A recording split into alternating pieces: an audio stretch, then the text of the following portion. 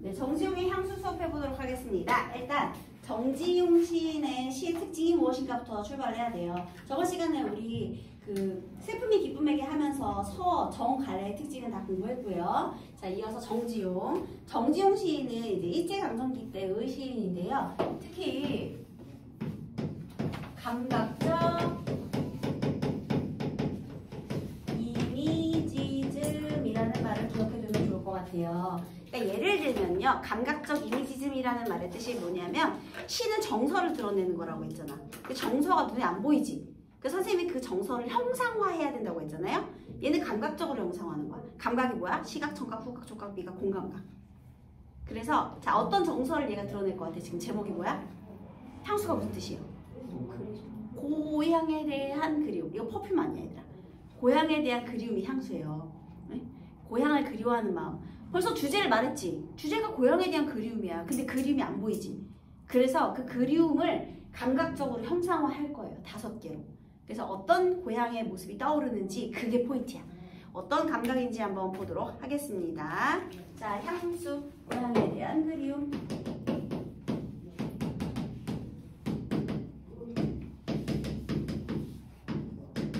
이거 노래도 있어요. 이게 굉장히, 그러니까 일제강점기 때 고향 상실 너무 많지, 얘들아. 고향이 해체되고 가족 공동체 해체되고 파괴되고 막 이제 뽑혀나가고 이런 게 많잖아요. 그래서 이게 당시에 되게 인기가 있는 시였대요. 그래서 이게 노래도 있어. 학교에서 들었는데.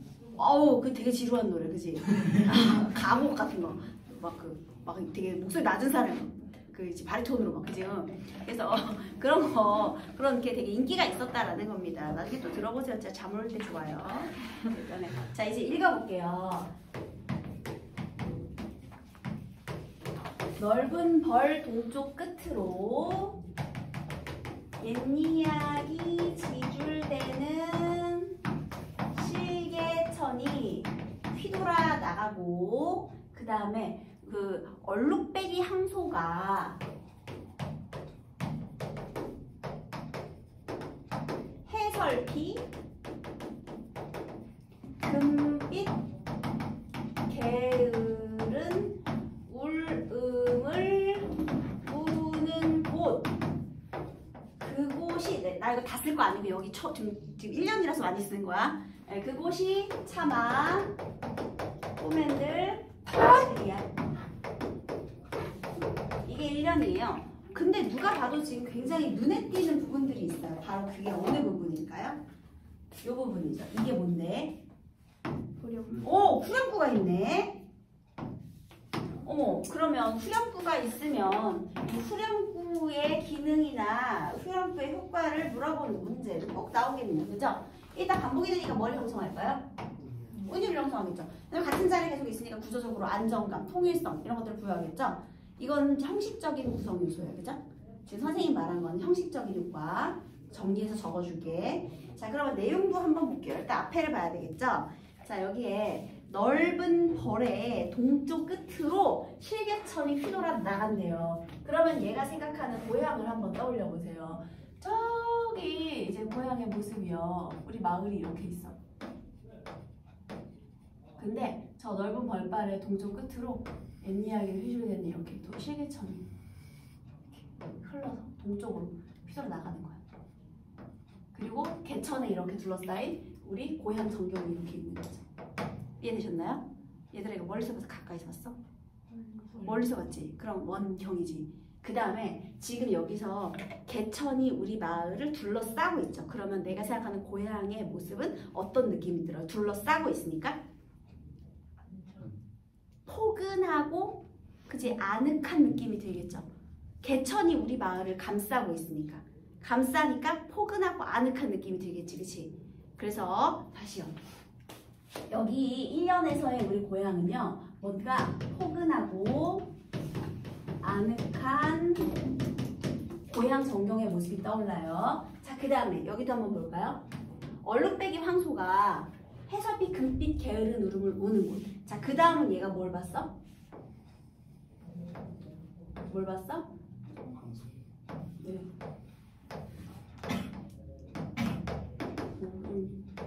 돼지 아니에요. 황소예요. 왜 돼지 같지? 이씨, 뭐 황소예요. 황소. 어쨌든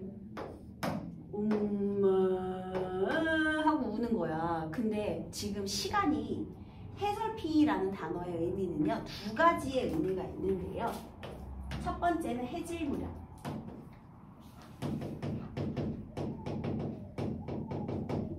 두 번째는 흐릿하게. 그러면 시간적 배경일 수도 있고 아니면 뭐 흐릿한 소리일 수도 있는데, 사라져가는 소리일 수도 있는데, 만약에 이게 새벽이었다 그러면 소 입장에서 여유가 있니? 없지. 근데 해질 무렵이면 이제 일 다 끝났잖아. 그러니까 게으른 울음을 울 수도 있지. 막 급한 게 없잖아. 해 떨어지면은 소 할 일 없어요. 이제부터 쉬는 시간이에요. 자, 그래서 되게 천천히 흐릿하게 게으른 울음, 편하잖아. 그래서 평화로운, 포근하고 아늑하고 평화로운 고향 정도.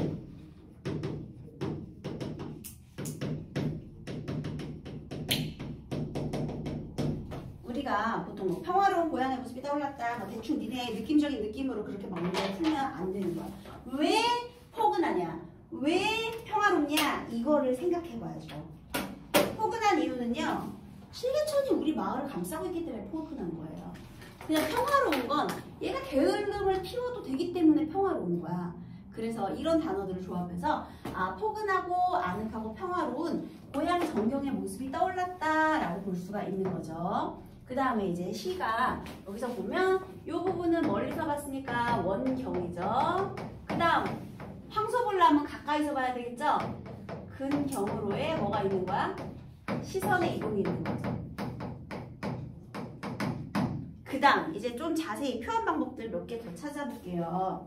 우리 고향이 지금 도시인 것 같아요? 얘 서울 출신인 것 같아? 아니 뭔가 좀 농촌 마을 풍경이 좀 있죠.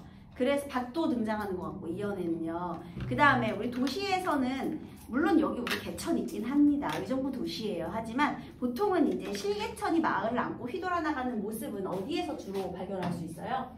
고향에서, 그지? 그 다음 얼룩배기 황소도 마찬가지. 우리 도시에서 좀 황소 보기 힘들죠. 네. 그래서 이런 단어들이 향토적인 느낌을 주는 시어들이에요. 선생님이 여기다 표시하는 거는 향토적인 시어.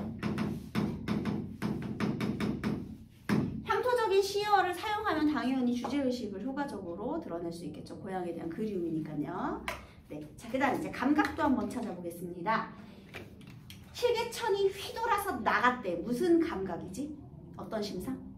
시각이에요. 요거 시각이죠? 그 다음에요. 황소가요. 금빛 게으른 울음을 울었대요. 얘들아, 음매 무슨 감각이지? 소리는 청각이지. 근데 그것이 금빛이래.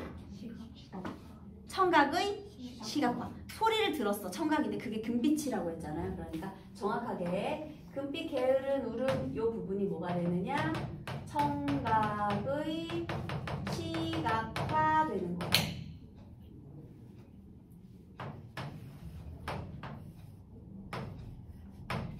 청각의 시각화. 자, 그 다음에 표현 방법 아직 안 끝났어요. 실개천이 옛 이야기를 짓거려주네. 그렇지. 의인법.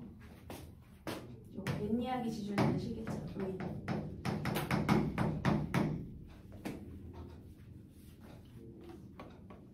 그 다음에요.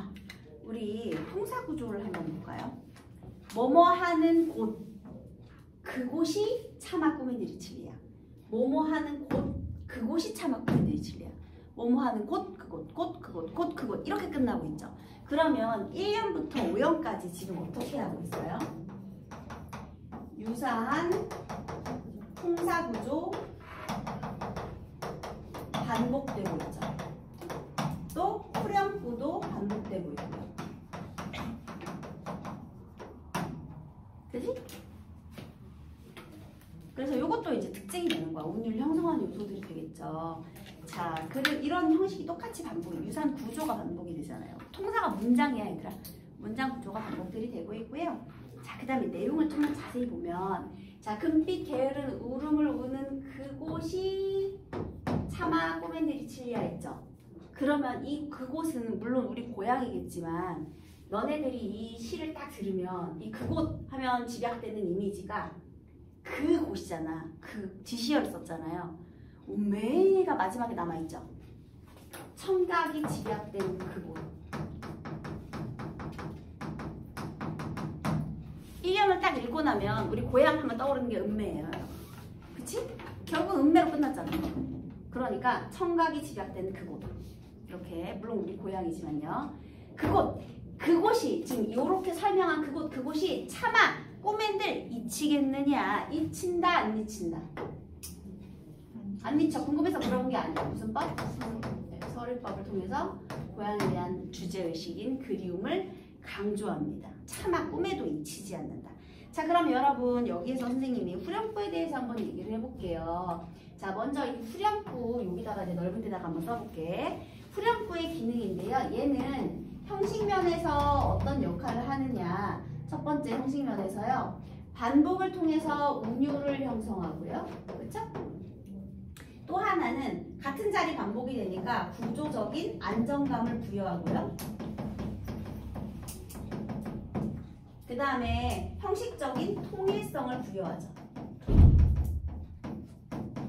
같은 자리에서 반복이 되니까. 이게 형식면에서의 특징이 되겠습니다. 후렴구. 그 다음에 내용면에서의 특징을 보니까요. 서류적인 표현을 사용해서 주제의식을 강조하고 있다. 고향에 대한 그리움. 그쵸? 그 다음에 정서, 주제를 이렇게 집약시키고 있다. 이것도 괜찮아요. 정서의 집약도 돼요. 그 내용이죠. 그래서 형식과 내용 면에서 후렴구가 이러한 기능을 한다. 이게 되겠습니다. 후렴구의 기능이에요. 자, 1연에서는 이러한 고양이의 모습을 드러냈어요. 자, 그 다음에 이제 2연을 보니까요. 질화로에 제가 식어지면 빈 밭에 밤바람 소리 말을 달리고 그 다음에 옅은 졸음에 겨운 늙으신 아버지가 집베개를 돋아 보이시는 곳. 그 다음에 옅은 졸음 늙으신 아버지 집베개를 돋아 보이시는 곳. 이렇게 표현을 했어요. 여러분 여기서는 지금 누구로 집약이 됐죠? 그곳 하니까 마지막에 누가 떠올랐어? 그래, 아버지가 떠오르는 그곳이죠. 그죠?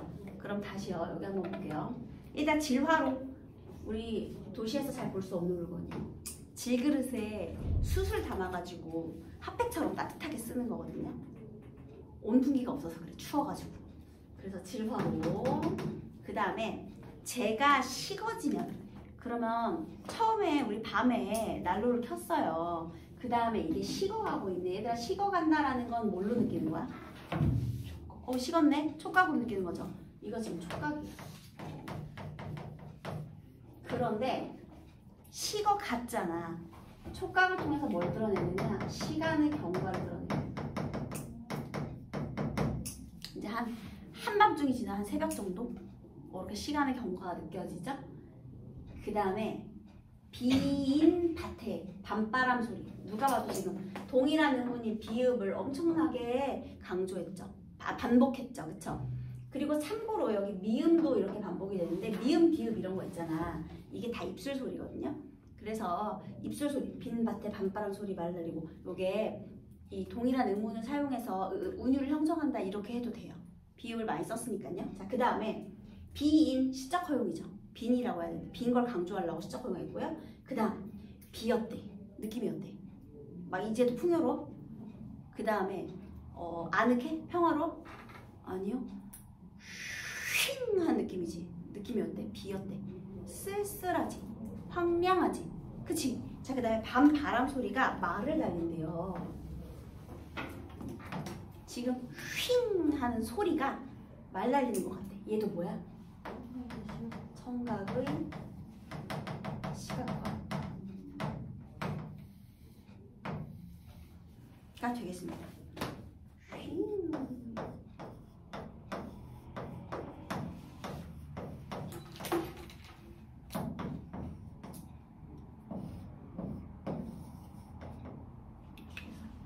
밤바람 소리가 다그닥 하고 지나가는 것 같죠? 이렇게 핑. 그래서 밤바람. 청각의 시각과 시각부터 청각의 시각과 얘도 공간각적 신상 얘하고 똑같아요. 얘들아, 우리 꽃처럼 붉은 울음을 울었다. 어때요? 꽃처럼 붉은 울음을 울었다. 얘 운 거지. 근데 그 울음이 붉은 울음이지. 그러면 얘도 뭐야? 청각의 시각화죠. 분수처럼 흩어지는 푸른 종소리. 종소리가 청각이 이제 그 푸른 종소리니까 얘도 청각의 시각화죠. 그 다음에 금으로 타는 태양의 울림. 얘가 본 거야, 들은 거야? 금으로 타는 태양의 울림. 잘 봐봐. 내가 본 거야, 들은 거야, 일단? 에이, 금으로 타는 태양의 울림. 태양이 울었어. 태양을 본 거지. 그지? 금빛 태양을 먼저 봤어. 근데 그 태양 빛이 우는 것처럼. 태양의 울림. 그러면 시각의 이번엔 청각화. 이해됐어요? 선생님 말 이해됐어요? 울음, 그러니까 내가 들은 건지 본 건지부터 시작을 하는 거야. 그래서 들은 걸 시각적으로 드러낸 건지 아니면 본 걸 청각적으로 드러낸 건지 이렇게 따져야지. 주어 소수로 관계를 봐야죠. 자, 그래서 얘는 있잖아. 금빛 계열은 울음을 우는 거. 이건 들은 거잖아. 음매잖아, 음매. 근데 그 울음을 시각으로 드러낸 거니까 청각의 시각화가 된 거고요. 그 다음에 금으로 타는 태양의 울림 같은 경우는 물론 공간각이야. 공간각이지만 금으로 타는 태양의 울림, 일단 태양을 보는 거잖아. 그러면 시각의 그게 이제 울린다고 했으니까 청각화가 되는 거예요. 그래서 여러분 분명히 공간각적 이미지하고 관련된 시상, 그 감각의 전이를 물어보려고 아마 이 향수를 선택하셨을 거예요. 표현 방법에서 공간각 때문에. 근데 이게 다음과 같은 표현이 사용된 것은 하잖아요. 그러면 선택지 5개 잘 봐야 돼요. 공간각적 표현이 4개에다가 아닌 게 하나가 있을 수 있고요. 또는 그 공간각적 표현이 너네가 이제 봤을 때 그렇게 해서 이제 이질적인 거 하나를 골라내는 문제를 낼 수가 있고, 아니면 이것과 같은 걸 찾아라라고 할 수 있거든요. 같은 것이 사용되지 않은 것은 하면 차라리 쉬워. 근데 가함과 같은 표현이 사용된 것은 해서 네가 찾았는데 공감각이 2개가 있는 거야. 그럴 때는 청각의 시각화까지 찾아야 돼요. 그러니까 선택지 비교를 잘 해야 된다는 뜻이지. 그냥 무조건 보는 게 아니라 그냥 공감각만 찾으면 되는 걸 낼 수도 있고요. 다 뭉뚱그려서 공감각으로 찾을 수 있고, 감각의 전이가 있는 걸 찾아라 할 수도 있고, 정확하게 청각의 시각화를 찾아라 할 수도 있어요. 그래서 잘 보셔야 돼요. 네. 자, 그 다음에 일단 여기서 쓸쓸하고 황량한 느낌이 있었어요. 그 다음에 엷은 졸음에 겨운 늙으신 아버지. 얘들아, 아버지가 늙도록 일만 했는데 비었어. 아빠의 삶이 되게 여유롭고 평화로워 보이나요? 아니요. 고단해 보이죠. 그것도 엷은 졸음이라는 게 뭐야? 할 일이 많으니까 그냥 이렇게 가볍게 잠깐 든 잠이죠. 그리고 집베개를 돋아 보이시는 곳. 일단 지푸라기로 베개를 만든다는 것 자체가 향토적입니다. 우리 그리고 집베개를 돋아 보이셨대요. 얘들아, 돋아서 보였다라는 말은 옆으로 자는 거거든요. 아빠가 대자로 뻗어가지고 이렇게 자는 것 같지 않지? 느낌에. 엷은 졸음은 집베개를 돋아서 겨우겨우 잠깐 눈만 이렇게 붙인 느낌이잖아. 그래서 지금 여기서 아버지로 집약이 되고 있는데요. 이번에는 아버지가 집약이 된 거예요. 그러면 이 아버지의 삶은 어때 보여? 고단해 보이지. 그래서요. 자, 이 부분에서는 고단했던 삶의 아버지가 떠오르는 거야. 이번에는 이런 내용으로 되어 있네요. 고단한 삶의 아버지가 떠오르는 나의 고향. 아버지에 대한 그리움인 거지, 그러니까. 이해가 되셨을까요? 그래서 이거는 아버지에 대한 그리움이 지목된 거예요.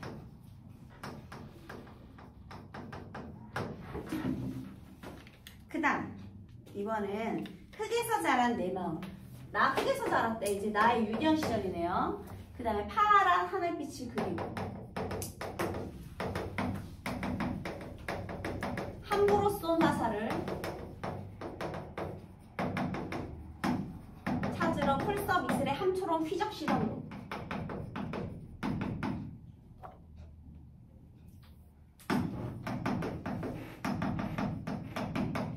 그곳이 차가 꿈에 그칠려 했는데요. 자, 내 유년 시절은 어땠느냐? 일단 흙에서 자랐다라는 것은 밖에서 굉장히 개구쟁이처럼 뭐 뛰어놀았다는 얘기가 되겠죠? 그 다음에 파란 하늘빛이 그리워서 화살을 썼다. 이거 이해되시나요, 여러분? 너네 어린 시절에 아파트 옥상 올라가면 하늘 만질 수 있을 것 같은 생각 해본 적 없어요? 안 해봤니? 안 했어요? 그럼 무지개가 이렇게 아파트 옥상에 걸려있어. 그럼 손으로 무지개 만질 수 있을 거라는 생각 해본 적 없어요? 아니면 구름이 너무 낮게 깔려있는 것 같아. 내가 오늘 봤을 때 구름이 되게 낮아. 그러면 저기 조금만 높은 곳에 올라가서 점프하면 구름 만질 수 있을 거다. 이런 생각 해본 적 없어요? 없어. 없어.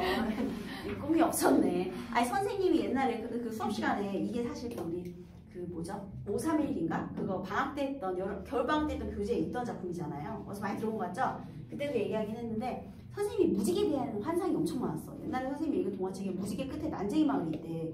그 나는 거기만 도착하면 무슨 신기한 요정 세계로 들어갈 수 있을 줄 알았거든요.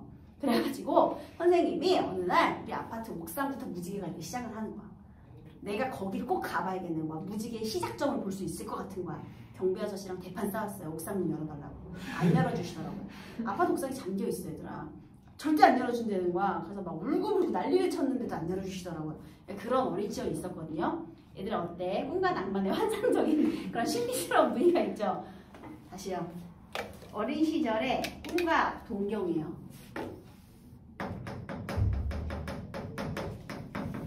꿈과 이상. 어린 시절에 내가 동경하던 것. 그리고 파란 빈 이런 건 전부 다 시적 허용이 되겠습니다. 그죠? 그 다음에요. 함부로 쏜 화살이라는 건 뭐냐? 내가 아무리 점프해도 하늘을 만질 수 없어요. 그래서 얘가 택한 방법이 뭐야? 화살을 쏴보자. 그러면 화살은 어째 다시 떨어지잖아. 하늘에 딱 도착했다가. 혹시 그 화살촉 끝에 파란색이 묻어있을 수도 있잖아. 그러니까 함부로 화살 쏴봤겠지. 그치? 그치? 철이 없어요. 그래서 여기는 이제 호기심이죠. 호기심. 이거는 화살. 모험심. 호기심. 그 다음에 이제 결과물을 확인해야 되니까 풀섭 이슬의 함처럼 휘적시던 뒤져봤겠지. 결과물을 확인해야 되니까. 자 여러분 여기서 휘적시던 곳 이거는 어떤 심상? 젖었어. 촉각이죠? 물론 파란 하늘빛 이건 시각이고요. 당연히 파란색이니까. 그래서 그곳이 차마 꿈의 이틀이야. 그래서 이 그곳은 또 이렇게 이 모험심이 쏟아지는 바로 그곳이 되겠습니다. 그러면 나의 유년 시절은 되게 꿈 많고 모험심도 많았네요. 그쵸? 그러면 꿈 많던 유년 시절을 회상하는 부분이 되겠습니다.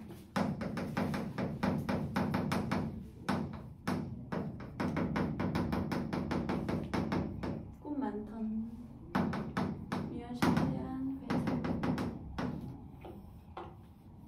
자, 그 다음에 여기에서 느껴지는 이미지가요. 조금은 어떤 느낌이 드느냐 하면요. 뭔가 이런 부분에서 동화적인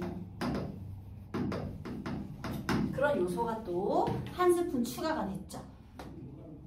그지? 뭔가 좀 신비스러운 이미지, 모험심이 있는 동화의 요소가 조금은 여기서 나타난다 이런 겁니다.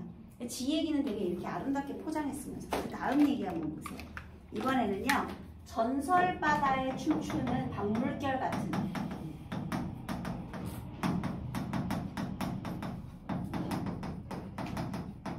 검은 귀밑머리 날리는 어린 누이와 아무렇지도 않고 예쁠 것도 없는 사철 발벗은 아들.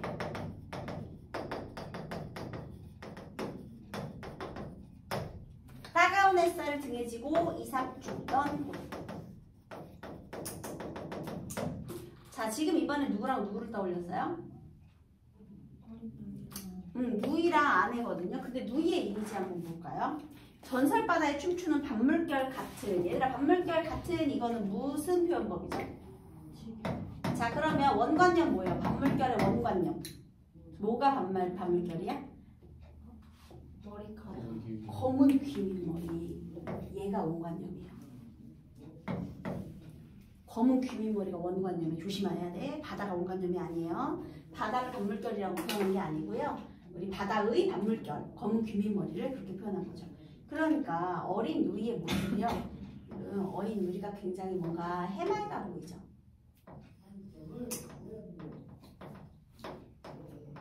그리고 되게 예뻐 보이죠.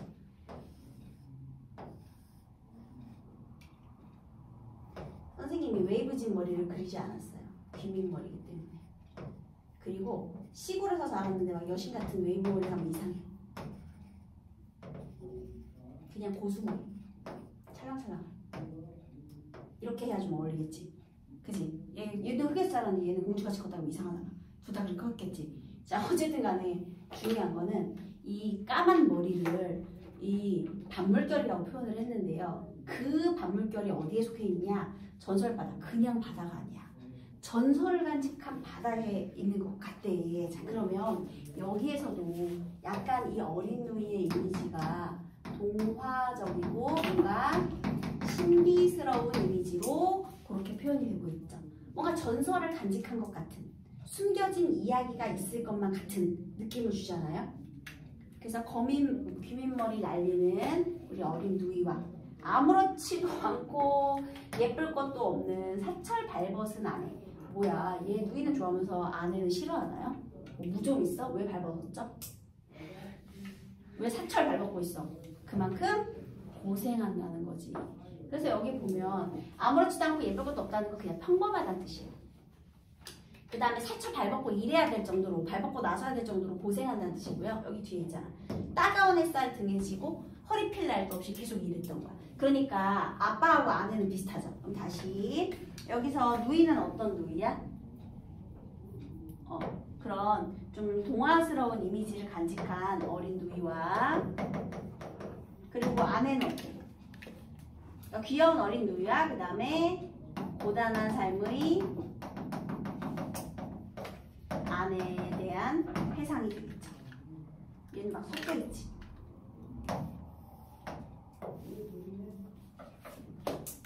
따가운 햇살 무슨 심상일까요? 네, 촉각입니다. 그래서 그곳이 참아 꾸면 되지. 이번에 이 그곳은요, 누이와 아내에 대한 회상이 지각된 그곳이 되겠습니다. 그 다음 마지막에는요, 하늘에는 성근별. 성근별, 성글다가 무슨 뜻일 것 같아요? 꽉 차 있는 거기, 드문드문 있는 거기. 드문드문 있는 성근별.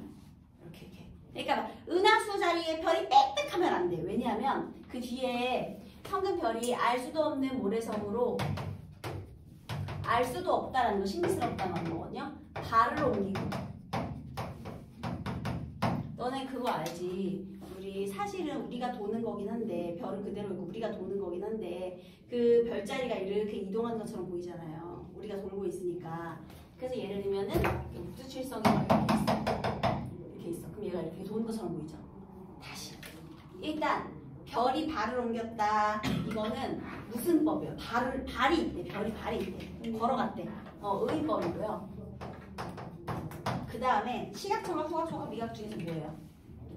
별이 지나갔으니까. 그 다음에 별자리가 이동했다는 건 결국 시간의 경과죠. 그 다음에 우리 시간이 흘러갔다라는 거는 추상적인 거잖아요. 근데 그게 별자리가 발을 옮겼다는 건 구체적인 거죠. 얘는 추상적 관념을 구체화라고 해도 좋아요. 추상적 관념을 구체화해도 돼요. 시간이라는 건 추상적인 거니까. 그리고 아까 저기 질화로에 재가 식어가고 있다. 그 다음에 별이 발을 옮기고 있다. 전부 다 시간의 경과를 감각적으로 표현한 공통점이 있는 부분이 되겠습니다. 그리고 또 하나, 알 수도 없는 모래성으로 또 뭔가 시간이 흘러가는 거니까 얘도 또 신비스러운 동화의 이미지가 추가되는 부분이기도 하고요. 그래서 알 수도 없는 모래성으로 발을 옮기고, 그 다음에 서리 까마귀가 우지짓고 지나가는 초라한 지붕, 이렇게 되어 있네요. 서리 까마귀는 가을 까마귀요. 초라한 지붕. 흐릿한 불빛에 돌아앉아 도란도란 거리던 곳. 얘들아, 지금 여기서도 또 이미지를 생각해봐. 하늘에는 별이 있고요. 우리 초가집이 이렇게 있는데요. 여기에 초가집 있어. 근데 여기에 흐릿한 불빛 여기 이렇게 여기가 이렇게 좀 깜깜하지만 이렇게 있고 그 다음에 여기서 그래도 이렇게 왁자 이렇게 도란도란 하는 얘기 소리가 들리는 것 같고요. 여기서 얘기 소리가 도란도란 피어나고 있고요. 여기 위에는 서리 까마귀가 까! 그리고 지나가는 초라한 지붕. 자 다시 초라한 지붕. 우리 형편 어때요? 가난하죠. 가난하지만 하지만 우리 가족들 간의 관계는 어땠을 것 같아? 단란했을 것 같죠. 도란도란이라는 말을 통해서요. 그래서 이번에는요 여기서 가난했지만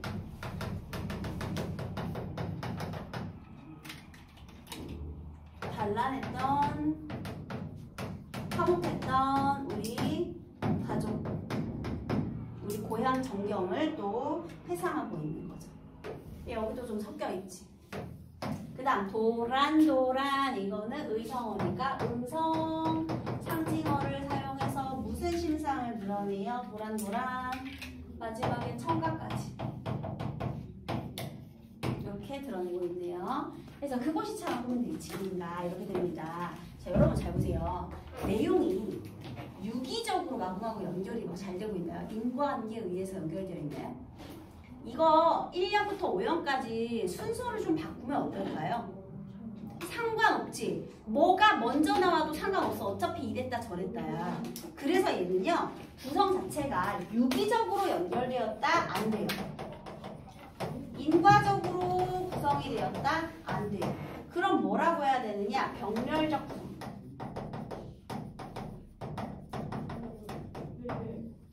시상전개 방식이 병렬적이야. 그래서 반드시 뭐가 필요했던 겁니까? 후렴구가 필요했던 거죠. 얘가 이제 여기서 안정감과 통일성을 꽉 잡아주는 거지. 그래서 고향을 생각하는 이미지가 이렇게 여러 가지로 떠오르고 있네요. 이렇게. 네. 그래서 요게 이제 향수고요. 그 다음에 우리 향토적인 시어의 의미까지 지금 선생님이 특징 되게 여러 개 얘기했잖아요. 그래서 얘가 굉장히 많은 내용들을 담고 있어요. 그래서 차근차근 꼭 복습을 해서 기억을 해보시기 바라겠습니다. 자, 그러면 여기 키포인트 체크. 화자는 땡땡땡 소재와 땡땡땡 시어를 사용하여 고향의 모습을 그려내고 있다. 이거 뭘까요? 향토적 소재와 그다음 뭐예요? 그러니까 토속적인 소재와 향토적인 시어 뭐 같은 건데요. 뭐 그렇게 되겠죠. 그 다음에 화자는 늙은 아버지와 어린 시절에 나 소박한 누이와 아내의 모습을 회상하고 있다. 되겠죠. 화자는 고향의 평화롭고 정겨운 모습을 떠올리며 고향을 그리워하고 있다. 되겠죠? 그 다음에 시의 특징 상상 속 고향의 모습을 형상화한다. 맞아 틀려요? 상상이야? 상상 속 고향의 모습을 형상화하고 있다. 뭐 일단 회상을 하는 거니까요. 상상 좀 마음에 걸리죠. 그다음에 표면에 드러나지 않은 화자가 대상을 관찰한다. 어때요? 여기 아까 흙에서 자란 내 마음이 있거든요. 그래서 표면에 드러나지 않은 화자 틀렸어요. 내 마음이 있잖아. 나가 있기 때문에. 그 다음에 참신하면서도 선명한 감각적 이미지 얘 괜찮죠. 향토적인 시어와 소재를 사용한 친근감 얘 괜찮죠. 그래서 정답이 디귿 리을 되겠습니다. 왜냐면 상상한 게 아니라 내가 유년 시절을 직접 보냈거든요. 그래서 그런 상상이라는 이미지가 틀린 거예요. 이렇게 혹시 마음에 걸리는 게 있으면 이렇게 선택지를 밀어보는 것도 느낌이 되겠죠. 그 다음에요. 여러분들이 도시에서 자라가지고 이 친근감이란 말이 걸릴 수도 있겠네요. 향토적인 시어와 소재를 사용해서 고향에 대한 정경을 주는데 그 친근감 괜찮아요? 그 다음에 각 단계의 장면을 그림으로 표현하려고 할 때 거리가 먼 것은 멀리서 바라본 농촌의 들판을 그리되 어디 있죠? 여기 있죠? 평화롭고 향토적인 분위기 괜찮죠? 여러분. 아 있네. 그 다음 시골 방 안에 누워 계신 아버지를 그리되 노년의 서글픔이 느껴지도록 한다. 그 그 다음 다시 풀숲을 달리는 소년을 그리되 동심이 꾸밈없이 드러나도록. 괜찮죠? 들판에서 이삭 줍는 여인네들을 그리되 소박한 삶의 모습. 불빛이 새어나오는 초가집을 그리되 따뜻하고 아늑한 느낌인데요. 자, 여러분 2번하고 4번 중에 뭐가 정답이게요? 뭐가 틀렸게요? 2번 틀렸어요. 왜요? 그렇지! 여기서 아빠가 늙어서 서럽다고 했니? 아니, 그런 말 없어. 그냥 피곤해 보이기는 하지. 그건 우리 느낌이지. 아빠가 노년 늙어서 서러운 게 아니야. 고단한 삶 때문에 그런 거지. 그치?